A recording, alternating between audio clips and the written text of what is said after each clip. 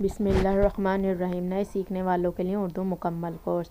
आप तमाम बच्चों को रमज़ान का ये बाबरकत महीना बहुत बहुत मुबारक हो। आप तमाम बच्चों को अलीफ से ये तक तो आती होगी, पर हम आपको पता है कि आपके लिए हमने ये मुकम्मल कोर्स ना बनाया है, जिसमें हम आपको मुकम्मल ही सिखाएंगे। ये नहीं 2-4 वीडियो बनाकर हम स्टॉप हो जाएं, नहीं, हम आपको मुकम्मल सिखाएंगे, पर आप हमारे साथ रहिए। ये देखिए, ये है अलिफ और ये अलिफ मद्दा। अलिफ से अनार भी आता है और अलिफ मद्दा से आम। इसके ऊपर ये ताज की तरह ये बना हुआ होता है, ये होता है मद।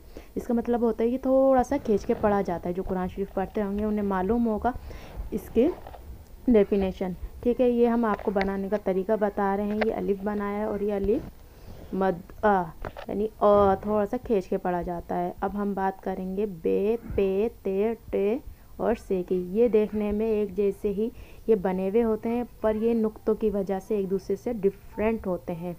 बे के नीचे एक नुक्ता होता है, पे के नीचे 3 नुक्ते और ते के ऊपर होते हैं 2 नुक्ते और टे के ऊपर छोटी तोएं होती है और से के ऊपर 3 नुक्ते मौजूद होते हैं।